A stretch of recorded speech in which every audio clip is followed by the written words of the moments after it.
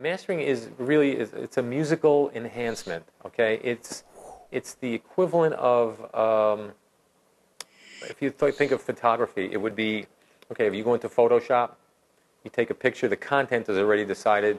In Photoshop, you could frame it. You can enhance the colors. You could change the mood or the impact of that photo using Photoshop. In the old days, it would be in a developing process where they would use different chemicals, different lengths of time in the baths or whatever. Okay, what mastering does, it takes something that's already been done, and someone interprets that if it's done in just a little bit of a different way, sonically, it will have more impact. Impact is probably the word that best describes it, because with impact, you can plug that into all different genres. Okay, if it's just someone with a nylon string acoustic guitar and a vocal, and it's sitting there and it sounds very muffled, in mastering you can take that 2-track. Now generally you're working with stereo only. You're not working with the tracks. In mixing, you're working with all the different elements. In mastering, you're working with the final mix down in 2 tracks, which is changing a little bit. I'll maybe describe that later.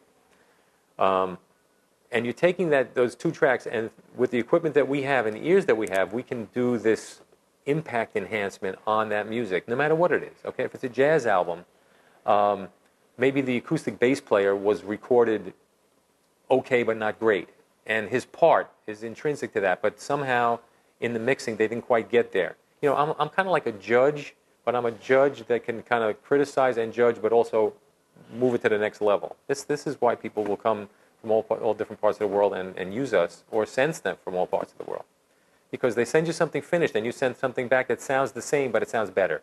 Okay, that's really what we do. That's the most general way that anyone can understand the process of mastering. On top of that, you need to learn how to edit the project together in whatever format it's going to be. If it's a CD, it's 12 or 15 songs. We're able to put those in the sequence that it's supposed to be. Not a complicated job. If the songs are too long, because the album is too long, we can edit them.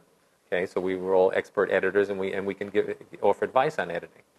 If someone has a song that they want to be a single and it's 5.5 minutes and they want it to be 4 minutes, we know what to chop out. If they don't know, okay, if they're new to the business, little things like if you make an album, generally you don't make a real long song as the first song on an album. Sometimes we get people here who've never made an album before, and they have the 8-minute song as the first song. Well, you know, after 35 years of doing this, I say, you know, if you have 8 minutes, people sometimes don't have the patience, if they don't love that song, to get to the rest of your material. You might want to think twice about it. And they go like, wow, really? I didn't know that. So, you know, we kind of impart the experience of the content onto the clients as well as the sonic thing, too. People who generally ask me, you know, what do you think the single should be or something? It's not my job.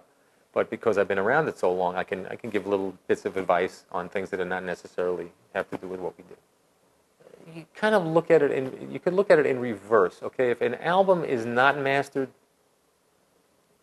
well, I mean, you can't have an album that's mastered poorly. In other words, it's either not mastered at all, which some people do now, or it's mastered by someone with no experience. The general impression to if you're trying to move up in the business, okay, is that person either didn't have good people around them or doesn't have really that good an ear. You know, I think of, I'll give you an example, like James Taylor.